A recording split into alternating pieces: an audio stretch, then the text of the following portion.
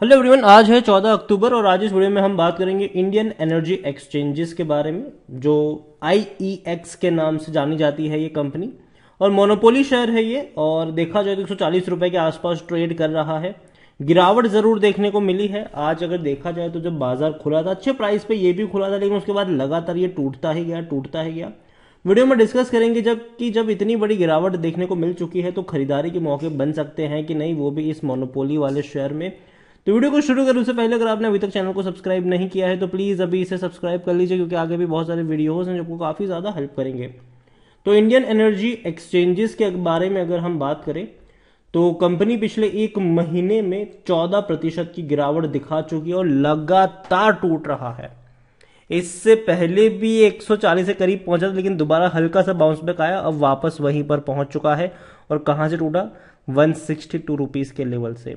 एक साल की अगर हम बात करें तो पिछले एक साल में 47% की गिरावट है। 300 रुपए का शेयर आज बड़ी गिरावट दिखा रहा है। और अगर आप ग्राफ को ऑब्जर्व करो तो ये लगातार नीचे की तरफ जा रहा है, लगातार। मैक्सिमम चार्ट अगर 5 साल का भी अगर हम ग्राफ देखेंगे यहां पर, तो हाँ बहुत सस्ता था ये। कोविड के वक्त आपको 45 के करीब मिल रहा था, लेकिन उसके बाद बहुत बड़ी रफ्तार आई, 300 के करीब गया, वापस ये एक झटके में टूट रहा है। और ये बहुत बड़ी गिरावट है और शायद हो सकता है कि थोड़ी और गिरावट आपको यहां पर देखने को मिले, क्योंकि अभी भी कहीं पर ऐसा नजर नहीं आ रहा है कि कहीं ये सपोर्ट लेता नजर अभी भी नहीं आ रहा है। बीच में अगर आप देखो तो 150 के आसपास दिख रहा था, बाउंस बैक इसने किया, फिर वहीं पे पहुंचा, फिर बाउंस बैक किया, फिर अब वो भी लेवल तोड़ दिया इसने। तो जो सपोर्ट था वो अभी के लिए यहां पर नजर नहीं आ रहा है, और ये शायद हो सकता है कि थोड़ा सा और फर्दर करेक्ट हो यहां पर अगर आप देखेंगे तो इसके जो ट्रेड वॉल्यूम्स है वो भी कम हो रहे हैं। 8% का डिप आया है यहां पर। 8160 मिलियन यूनिट्स यहां पर देखने को मिला है सितंबर में। देखो, पावर सेक्टर की ये कंपनी है डेफिनेटली, और यहां पर इनकी मोनोपोली है। टोटल ट्रेड वॉल्यूम अगर आप देखोगे तो यहां पर 8% डिक्लाइन रजिस्टर हुआ है। जो पहले सितंबर 2021 में 8,990 के आसपास था, वो अब 8,160 के आसपास देखने को मिल रहा है, मतलब कम हुआ है। लेकिन देखा जाए तो मंथ ऑन मंथ इंक्रीज है, क्योंकि अगर हम देखें यहां पर, अगर हम टोटल इसका मंथ ऑन मंथ देखेंगे तो इस बार 8,160 जो हुआ है, जो पहले था 7,118 भी हुआ था पहले। लेकिन मंथ ऑन मंथ तकरीबन कह सकते हैं कि 5% का ग्रोथ भी हमें देखने को मिल रहा है। इतना ही नहीं, कंपनी अगर आप देखें तो real time electricity market achieve 2193 mega unit यहां पर देखें volume during the month, and registered 19% year on year graph भी यहां पर देखने को मिला है। देखो, अभी के लिए हम सब जानते हैं कि जब भी गर्मियों का मौसम शुरू होता है तो जो कंजम्पशन होता है वो पावर का वो बढ़ जाता है, और बाद में ठंडी वाले माहौल में थोड़े से कम होते नजर आते। लेकिन आने वाले दौर में ये चीजें भी चेंज हो सकती है, क्योंकि जैसे जैसे जैसे हम बढ़ रहे हैं आधुनिक दौर में, जैसे हम बढ़ रहे हैं, अगर हम बात करें तो पॉपुलेशन भी बढ़ रही है, उस तरीके से भाई साहब आने वाले दौर में कंजम्पशन भी बढ़ेगा।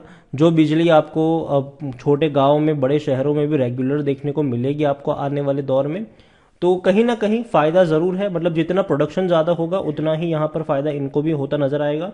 मिड कैप शेयर है ये, 12,700 करोड़ के आसपास का इसका मार्केट कैप है। वॉल्यूम 21 लाख का है, कम हो चुका है इसका वॉल्यूम। इतना ही नहीं, अगर आप देखोगे तो इनके रेवेन्यू तो कम हुए ही हैं, क्योंकि 98 करोड़ का रेवेन्यू आया था इनका, जो इससे पहले 112 करोड़ का था। लेकिन उसमें जो प्रॉफिट है वो 70 करोड़ का हुआ, जो पहले 88 करोड़ का था। तो दोनों ही कम हुआ है, चाहे 12% का डिक्लाइन इनके रेवेन्यू में आया है क्वार्टर ऑन क्वार्टर, और 21 से 22% का डिक्लाइन आया है प्रॉफिट में। इंडिया एनर्जी एक्सचेंजेस के बारे में अगर हम देखें तो यहां पर 26% लोग according to Moneycontrol user बेचने की बात कर रहे हैं, जबकि 58% लोग कह रहे खरीदो, 16% लोग कह रहे होल्ड करो। यहां पर अगर आप देखें तो इनसाइडर ट्रांजैक्शन समरी ये कहती है कि 2022 सितंबर में खरीदारी हुई है इसॉप के थ्रू कंपनी के ही लोगों की तरफ से। 1,20,000 शेयर खरीदे गए थे 6 सितंबर 2022 को। 30 जून को भी 60,000 शेयर खरीदे गए थे। यहां पर आप देखो तो इनके रेवेन्यू धीरे धीरे बढ़ रहे हैं। रेवेन्यू 250 करोड़ का था, वो अब 431 करोड़ का है। लेकिन 2023 के पहले क्वार्टर में इनका रेवेन्यू 100 करोड़ से भी कम था, मतलब 400 करोड़ से भी कम की इसकी एवरेज है, जो डेफिनेटली एक नेगेटिव पॉइंट जरूर है। प्रॉफिट की भी अगर हम बात करते हैं तो प्रॉफिट भी बहुत अच्छा इंक्रीज हुआ है।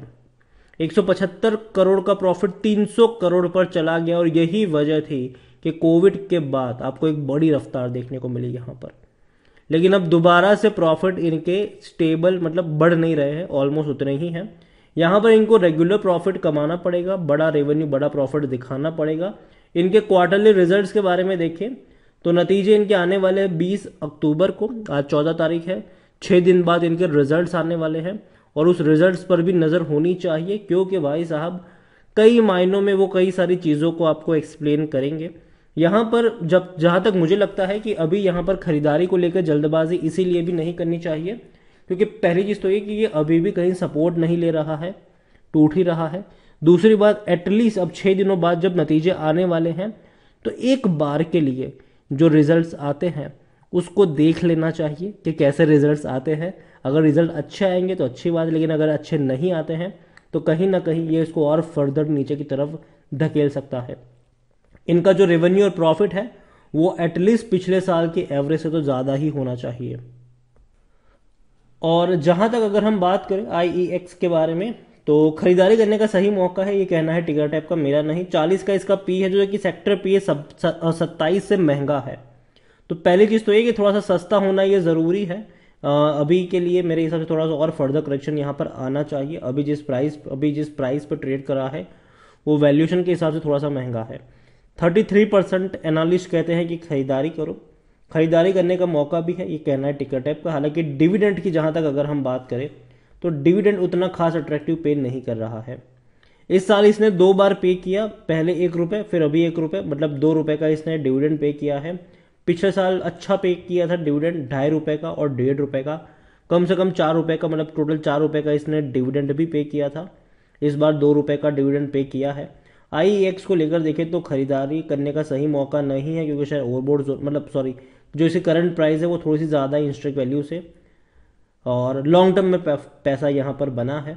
होल्डिंग के बारे में देखें, शेयर होल्डिंग के बारे में अगर हम देखें तो प्रमोटर एज सच कोई है नहीं। 15.20% म्यूचुअल फंड के पास है, 6.45% डोमेस्टिक के पास है, 20.77 एफआईएल्स के पास है, 57.58% रिटेल और अदर्स के पास है। उसमें से भी रिटेल इन्वेस्टर के पास 35.66% की होल्डिंग है। देखो, मैं यही कहूंगा अभी के लिए कि जब नतीजे बहुत जल्दी आने ही वाले हैं, 6 दिन बाद जब रिजल्ट्स आने ही वाले हैं, तो एटलीस्ट एक बार रिजल्ट्स देख लेने चाहिए। उसके बाद ही यहाँ पर खरीदारी करने का फैसला या फिर बिकवाली क्या करनी है उसका फैसला लेना चाहिए। अभी के लिए इंतजार करिए, पढ़िए मत, लेकिन हाँ इसको नज़र में ज़रूर रखिए, क्योंकि डेफिनेटली कंपनी तो अच्छी ही है, लेकिन किस प्राइस पे खरीदना चाहिए वो पता चलेगा इसके रिजल्ट्स के बाद, क्योंकि रिजल्ट्स कई सारी चीज़ों को एक्सप्लेन कर सकता है यहाँ पर कि कंपनी लगातार अपवर्ड में है कि नहीं, या फिर डाउनवर्ड शुरू हो रहा है यहाँ से। क्योंकि सिर्फ लास्ट क्वार्टर में ही इनका डाउनवर्ड हमें दिखा था। अगर लगातार ये डाउनवर्ड अभी नेक्स्ट क्वार्टर में भी देखने को मिलता है तो डेफिनेटली थोड़ा सा संभलने की ज़रूरत है। लेकिन अगर तेज़ी आ गई तो डेफिनेटली कह सकते हैं कि हाँ, अब जो चीज़ थी वो टेम्पररी थी, एक क्वार्टर खराब रहा, लेकिन अब अच्छे हो सकते हैं। तो पहली चीज़, रिजल्ट्स को देखना ज़रूरी है, तो इंतजार करिए, जल्दबाजी मत करिए, और इसको वॉच लिस्ट में ज़रूर डाल लीजिए। वीडियो को यहीं पे एंड करूँगा। पसंद आए हो तो लाइक करें, शेयर करें, चैनल पर अगर पहली बार आए हैं तो प्लीज़ सब्सक्राइब करें। और IEX के बारे में आप क्या सोचते हैं वो भी आप मुझे कमेंट में लिखकर बता सकते हैं। Thank you.